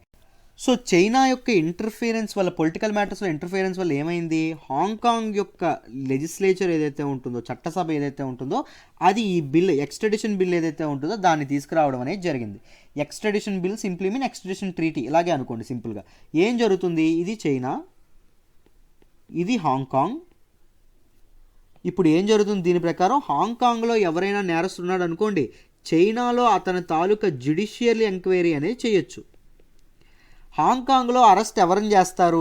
ప్రో డెమోక్రటిక్ ప్రొటెస్ట్ ఎవరైతే చేస్తారో, చైనాకి ఎగ్నెస్ట్గా ప్రొటెస్ట్ ఎవరైతే చేస్తారో వాళ్ళని చైనాలో విచారించవచ్చు. చైనా గురించి తెలిసిందే, it has very opaque judicial system. China ఏం చేస్తుంది? వీళ్ళని తప్పకుండా ఇది చేస్తుంది, రైట్? డెమోక్రసీ అంటే వాళ్ళకి పడదు ఆటోమేటిక్గా. సో ఈ ప్రో డెమోక్రేట్స్ ఎవరైతే ఉంటారో వాళ్ళు చైనా యొక్క సావరెంటీకి ఎగ్నెస్ట్గా వెళ్ళారని చెప్పి వాళ్ళని అరెస్ట్ చేయడం అనేది జరుగుతుంది. సింపుల్. సో చైనా అనేది ఎక్స్ప్లాయిట్ చేయడం అనేది జరుగుతుంది. Who are the powerful people అనే వాళ్ళు ఎక్స్ప్లాయిటేషన్ చేయడం అనేది జరుగుతుంది. ప్రజల హక్కుల్ని కాలరాయడం అనేది జరుగుతుంది. That is the main issue extradition treaty వల్ల. ఈ ఎక్స్ట్రడిషన్ ట్రీటీ ఏదైతే ఉంటుందో, ఎక్స్ట్రడిషన్ ట్రీటీకి ఎగనెస్ట్గా లాస్ట్ ఇయర్ మొత్తం చాలా ప్రొటెస్టులు జరిగినాయి హాంకాంగ్లో. తాత్కాలికంగా ఆ బిల్లుని నిలిపివేయడం అనేది జరిగింది. ఇప్పుడు న్యూస్లో ఏమొచ్చిందో చూద్దాము. న్యూస్లో ఏమొచ్చిందో మీకు తెలియాలంటే మీరు ఏంటంటే సమ్ బ్యాక్గ్రౌండ్ అర్థం చేసుకోవాలి. అసలు కథ ఏం జరిగిందో తెలియాలి మీకు. సింపుల్గా చెప్తాను చూడండి. హాంకాంగ్ ఏదైతే ఉంటుందో, హాంకాంగ్ నుంచి 12 మంది వ్యక్తులు, 12 ప్రో డెమోక్రటిక్ యాక్టివిస్టులు, రైట్, ప్రజాస్వామ్యం కోసం పోరాడేటటువంటి యాక్టివిస్టులు. వీళ్ళు ఏం చేశారు అంటే, ఒక బోట్ అనేది మాట్లాడుకొని, ఒక షిప్ అనేది మాట్లాడుకొని, ఈ షిప్ ద్వారా ఎక్కడికి వెళ్ళిపోవాలనుకున్నారు అంటే తైవాన్ ఏదైతే ఉంటుందో తైవాన్కి వెళ్దాం అనుకున్నారు. ఇల్లీగల్గా తైవాన్కి వెళ్దాం అనుకున్నారు. ఈ మధ్యలో ఏమైంది? చైనీస్ అథారిటీస్ ఎవరైతే ఉన్నారో, చైనీస్ నేవల్ అథారిటీస్ ఎవరైతే ఉన్నారో వాళ్ళు వీళ్ళని పట్టుకోవడం అనేది జరిగింది. వీళ్ళని పట్టుకున్నప్పుడు వీళ్ళని ఎక్కడికి తీసుకెళ్ళాలి? మామూలుగా హాంకాంగ్ యొక్క పరిధిలో ఉంది కాబట్టి, వాటర్స్లో దొరికారు కాబట్టి హాంకాంగ్లో వీళ్ళకి ఇది చేయాలి. కానీ వీళ్ళు ఏం తీసుకెళ్లారు? ఎక్స్ట్రడిషన్ ట్రీటీ ఏదైతే ఉంటుందో దీని ప్రకారంగా చైనాలో వీళ్ళ తాలూకా న్యాయ విచారణ జరుగుతుంది అని చెప్పి వీళ్ళని చైనా తీసుకొచ్చారండి. అర్థమైందా? వీళ్ళ తాలూకా ఇదేదైతే ఉంటుందో, వీళ్ళ తాలూకా ట్రయల్ ఏదైతే ఉంటుందో అది ఈరోజు మొదలవుతుంది. న్యాయ విచారణ ఏదైతే ఉంటుందో అది చైనాలో మొదలవ్వడం అనేది జరుగుతుంది. ఇది న్యూస్లోకి వచ్చింది. మీకు ఎక్స్ట్రడిషన్ ట్రీటీ, దాంతోపాటు చైనా హాంకాంగ్ రిలేషన్ అర్థం కాకపోతే ఇది ఎందుకు అంత ఇంపార్టెంట్ అని మీకు అర్థం కాదు. ఏముంది, 12 మంది దొరికారు, వాళ్ళని చైనాలో విచారిస్తున్నారు అనుకుంటారు అంతే. కానీ దాని వెనక బ్యాక్గ్రౌండ్ తెలిస్తే తప్ప మీకు అర్థం కాదు. చైనా ఏదైతే ఉంటుందో, చైనా ఎక్స్ట్రడిషన్ ట్రీటీని మిస్యూజ్ చేయడం అనేది జరుగుతుంది. దీనికి యుఎస్ ఏదైతే ఉంటుందో, యునైటెడ్ స్టేట్స్ ఆఫ్ అమెరికా, తన తాలూకా ఇది చెప్తూ ఫ్లడ్ టైరనీ అనేటటువంటి ఒక పదం వాడిందండి. టైరనీ అంటే అర్థం ఏంటి అంటే, సో మచ్ పవర్ఫుల్ పీపుల్ ఎవరైతే ఉంటారో వాళ్ళ తాలూకా అప్రెషన్ ఏదైతే ఉంటుందో, వాళ్ళ తాలూకా అన్ఫెయిర్ అండ్ క్రూయల్ ట్రీట్మెంట్ ఏదైతే ఉంటుందో దాని నుంచి పరిగెత్తే వాళ్ళు అని. వాళ్ళు ఏం చేశారు? మామూలుగా సెషనిస్ట్ వెళ్ళిపోవాలనుకోలేదు, ఇల్లీగల్గా వెళ్ళిపోవాలని వాళ్ళకే లేదు, వాళ్ళకే హాంకాంగ్లో ఉండాలంది. కానీ చైనా గవర్నమెంట్ యొక్క ఎప్పుడైతే ఉక్కుపాదం మోపుతుందో, వాళ్ళకి చాలా చాలా ఇబ్బంది పెడుతుందో, సో దాని నుంచి ఆ అప్రెషన్ ఏదైతే ఉంటుందో, అణిచివేత ఏదైతే ఉంటుందో దాని నుంచి బయటకు వెళ్ళిపోవాలి అనుకున్నారు. అంతేగాని చైనా అనే పవర్ని మిస్యూజ్ చేస్తుంది అని చెప్పి యుఎస్ అనేది ఎలిగేషన్స్ అనేవి చేయడం అనేది జరిగింది. ఇదండి కథ. మీకు మళ్ళీ చెప్తున్నాను, ఈ ఆర్టికల్ అర్థం కావాలి అంటే బ్యాక్గ్రౌండ్ తెలియాలి. ఈ లింక్లో డిస్క్రిప్షన్లో లింక్ ఇది పెడతాను, వీడియో లింక్ చూడండి అమ్మ. ఇప్పుడు నెక్స్ట్ ఆర్టికల్కి వెళ్దాం, జాగ్రత్తగా వినండి. మనం మాట్లాడుకోబోయే నెక్స్ట్ ఆర్టికల్ వచ్చేసి maintaining inflation target at 4% is appropriate. RBI paper చెప్పడం అనేది జరిగింది. జిఎస్ పేపర్ 3లో మనం మాట్లాడుకుంటాం. వెరీ ఇంపార్టెంట్ ఆర్టికల్, జాగ్రత్తగా వినండి, క్లియర్గా ఎక్స్ప్లెయిన్ చేస్తాను. నేను ఇన్ఫ్లేషన్ ఏదైతే ఉంటుందో ఇన్ఫ్లేషన్ గురించి చాలాసార్లు చెప్పానండి, మళ్ళొక్కసారి చెప్తాను. ఇన్ఫ్లేషన్ అంటే ద్రవ్యోల్బణం అంటాం. అంటే రైజ్ ఇన్ ప్రైసెస్, వస్తువుల యొక్క ధరలు ఏవైతే ఉంటాయో అవి పెరిగాయి అనుకోండి ఓవర్ ద టైమ్, దాన్ని ఏమంటాము, ఇన్ఫ్లేషన్ అనడం అనేది జరుగుతుంది. రైజ్ ఇన్ ప్రైస్, నిత్యావసర వస్తువుల యొక్క ధరలు పెరుగుతూ ఉంటే దాన్ని ఇన్ఫ్లేషన్ అనడం అనేది ఎసెన్షియల్ ఐటమ్స్ అండి. వాటి అప్పుడే మనకు ఏదో ఒక్క ఐటమ్ పెరిగితే దాన్ని ఇన్ఫ్లేషన్ అనం. డిఫరెంట్ వస్తువులు ఏవైతే ఉంటాయో అవి పెరిగితే దాన్ని ఏమంటే ఇన్ఫ్లేషన్ అంట. ఇన్ఫ్లేషన్ అనేది ఎకానమీకి చాలా చాలా ఇబ్బంది పెడుతుంది, ఆర్థిక వ్యవస్థని సమూలంగా కొలాప్స్ అయ్యేటట్టు చేస్తుంది. ఏదండి, ఇన్ఫ్లేషన్. ఎలా చేస్తుంది సార్, ఎందుకు చేస్తుంది సార్, ఎందుకు ఆ మాట అన్నారు అంటే, ఇన్ఫ్లేషన్ ఏం చేస్తుంది అంటే మనీ యొక్క పర్చేజింగ్ పవర్ ఏదైతే ఉంటుందో దానిని తగ్గించేస్తుంది, దాన్ని లోవర్ చేస్తుంది. ఏంటి సార్ ఈ పర్చేజింగ్ పవర్? వెరీ సింపుల్, చూడండి నేను ఒక ఎగ్జాంపుల్తో చెప్తాను. మీకు మీ చేతిలో ఒకప్పుడు 100 రూపాయలు ఉండేది, అర్థమైందా? ఎప్పుడు 2019లో 100 రూపాయలు ఉండేది అనుకోండి, అర్థమైందా? 100 రూపాయలకి మీకు ఎన్ని చాక్లెట్లు వచ్చేవి అంటే 10 చాక్లెట్లు వచ్చేవి. అంటే ఇక్కడ ఈచ్ చాక్లెట్, ఒక్కొక్క చాక్లెట్ ధర ఎంత పడుతుంది, 10 రూపాయలు పడుతుంది, అర్థమైందా? ఇన్ఫ్లేషన్ పెరిగింది అంటున్నాం. ఇన్ఫ్లేషన్ పెరిగింది అంటే దాని అర్థం ఏంటి, 10 రూపాయలు ధర యొక్క పెరిగింది. ధర 20 రూపాయలు అయింది అనుకోండి, ధర పెరిగింది. అప్పుడు 2020లో పెరిగింది అనుకోండి, ధర 20 రూపాయలు ఆ చాక్లెట్ ధర.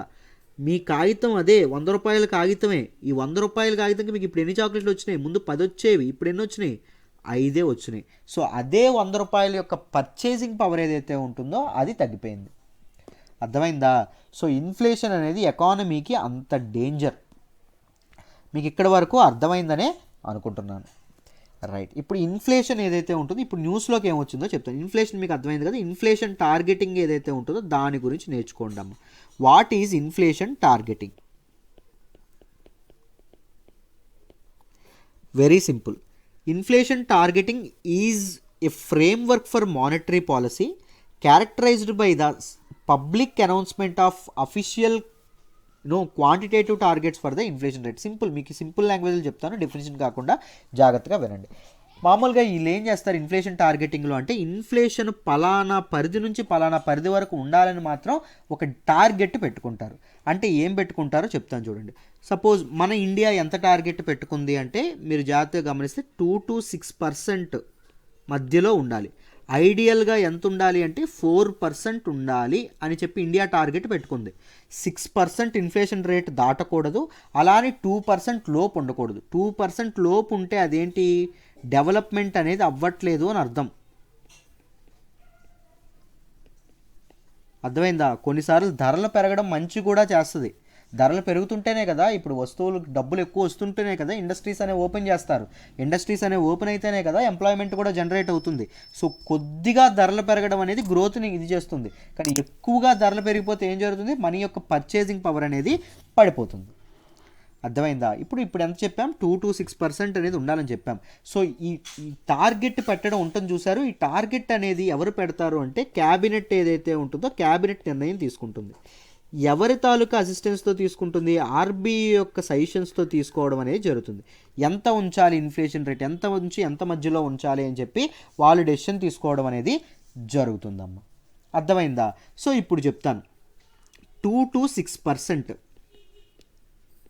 ఒకవేళ 6% కంటే పెరిగిపోయింది అనుకోండి, 7% అయింది అనుకోండి, అది ఎలా పనిచేస్తుంది, ఒక అలారంలా పనిచేస్తుంది. ఎవరికి, మానిటరీ పాలసీ మేకర్స్ ఎవరైతే ఉంటారో, ఇంట్రెస్ట్ రేట్లు అనే వాళ్ళు నిర్ణయించే వాళ్ళు ఎవరైతే ఉంటారో వాళ్ళు అని సింపుల్గా అర్థం చేసుకోండి. మానిటరీ పాలసీ మేకర్స్ ఎవరైతే ఉంటారో వాళ్ళు ఏం చేస్తారు, ఇన్ఫ్లేషన్ పెరిగిందా, ఓకే ఇన్ఫ్లేషన్ పెరిగింది అని అర్థం ఏంటి అంటే, ధరలు పెరుగుతున్నాయంటే అర్థం ఏంటి అంటే, ప్రజల చేతుల్లో డబ్బులు ఉన్నాయి, ప్రజల జోబుల్లో డబ్బులు ఉన్నాయి. ప్రజల జేబుల్లో డబ్బులు ఉండమే కదా, డబ్బులు ఉండబట్టే కదా ఏం జరుగుతుంది. ఇప్పుడు సపోజ్ మీకు ఒక ఎగ్జాంపుల్ ద్వారా చెప్తాను. ఇప్పుడు నేనున్నాను, నా దగ్గర 3,000 రూపాయలు ఉన్నాయి, వేరే ఒక అబ్బాయి ఉన్నాడు, ఆ అబ్బాయి దగ్గర 2,000 రూపాయలు ఉన్నాయి, ఇంకొక వ్యక్తి ఉన్నాడు, ఈ వ్యక్తి దగ్గర 1,000 రూపాయలు ఉన్నాయి. ఇప్పుడు మేము ముగ్గురం కలిసి ఒక చేపల కొట్టుకెళ్ళాం, ఒక ఫిష్ను కొనాలనుకుంటున్నాం.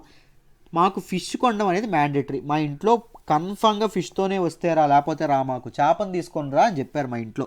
సో మేము కన్ఫామ్గా ఫిష్ని తీసుకురావాలి. మేము ముగ్గురం, కాకపోతే ఇక్కడ ఫిష్ అమ్మేవాడి చేతిలో ఒక చేప మాత్రమే ఉంది. అర్థమైందా? మేము ముగ్గురం ఒక చేప కోసం గొడవ పడుతున్నాం. సో అప్పుడు ఏం చేస్తాడు ఈ అమ్మే వ్యక్తి? ఏం చేస్తాడు, ఒకే చేప ఉంది, ముగ్గురం పోటీ పడుతున్నాం కాబట్టి ప్రైసెస్ అనేవి పెంచేస్తూ ఉంటాడు. మొదట ఎంత చెప్తాడు, 1500 చెప్తాడు. 1500 చెప్పినప్పుడు మా ఇద్దరికి తప్పకుండా కావాలి కాబట్టి మా ఇద్దరం మాకు కావాలి అంటాం. పాప ఇద్దరు 1000 రూపాయలు ఉన్నాయి కాబట్టి ఇతను ఎలిమినేట్ అయిపోతాడు.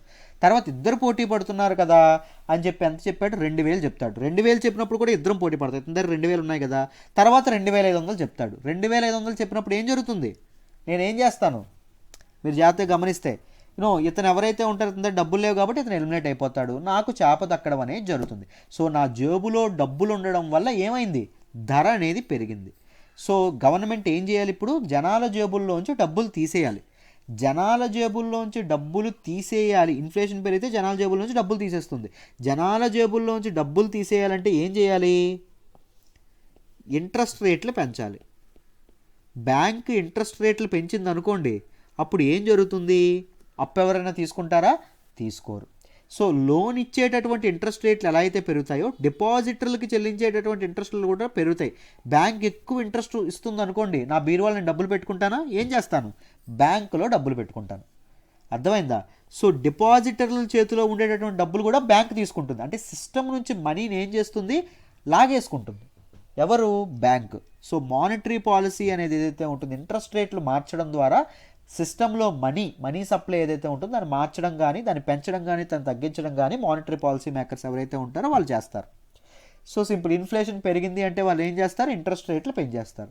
ఇన్ఫ్లేషన్ తగ్గింది అంటే ఏం చేస్తారు, ఇంట్రెస్ట్ రేట్లు ఏవైతే ఉంటాయో అవి తగ్గిస్తారు. అర్థమైందా? సో ఇలాంటి డెసిషన్స్ తీసుకోవడం అనేది జరుగుతుంది. ఇప్పుడు న్యూస్లోకి ఏమొచ్చింది అంటే ఆర్బీఐ రీసెంట్గా తన తాలూకా పేపర్ ఏదైతే ఉంటుందో అది రిలీజ్ చేసిందండి.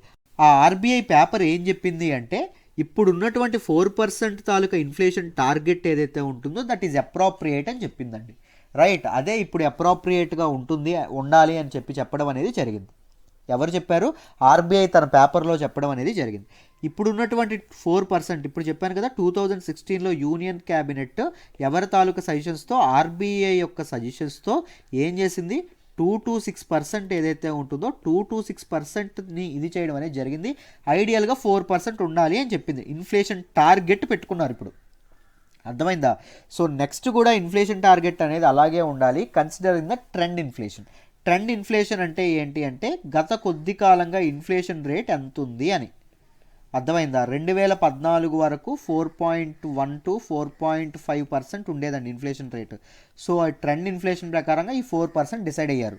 సో అదేవిధంగా ఇప్పుడు కూడా అలాగే ఉంటుంది కాబట్టి ట్రెండ్ ఇన్ఫ్లేషన్లో పెద్ద మార్పు లేదు కాబట్టి 4.1 to 4.3.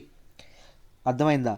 సో మార్పు లేదు కాబట్టి మన తాలూకా ఇదేదైతే ఉంటుందో ఇన్ఫ్లేషన్ టార్గెటింగ్ ఏదైతే ఉంటుందో దాన్ని కూడా ఈ 4% మార్జిన్లోనే ఉంచబోతున్నారు అని చెప్పడం అనేది జరిగింది. This is all about this article. Simple, మీకు బేసిక్స్ అర్థమైతే, స్టాటిక్ అనేది కంప్లీట్ చేయగలిగితే మీకు అన్ని టక వచ్చేస్తాయి. అర్థమైందా? రైట్. మీకు కరెంట్ అఫైర్స్ కోర్స్లో జాయిన్ అవ్వాలంటే మళ్ళీ చెప్తున్నాను, నన్ను నమ్మి జాయిన్ అవ్వండి. మీ నమ్మకం ఒమ్ము కాదు, చక్కగా మనం నేర్చుకుందాం కలిసి. So UPSC current affairs course join అవ్వాలంటే ఈ కాంటాక్ట్ నెంబర్ చేయండి. మోడర్న్ హిస్టరీ కూడా చక్కగా కథల రూపంలో చెప్తాను, అది కావాలన్న ఆ నెంబరే. దాంతోపాటు యాంథ్రోపాలజీ కూడా నేనే చెప్తాను, నేనే డీల్ చేస్తాను. సో మీరు ఏది కావాలన్నా చక్కగా తీసుకోవచ్చు. Right, I hope you understand today's Hindu analysis real well. మీకు హిందూ అనాలిసిస్ డీటెయిల్డ్గా ప్రతిదీ అర్థమైందని అనుకుంటున్నాను. మళ్ళీ రేపు హిందూ అనాలిసిస్లో కలుద్దామమ్మా. బాయ్.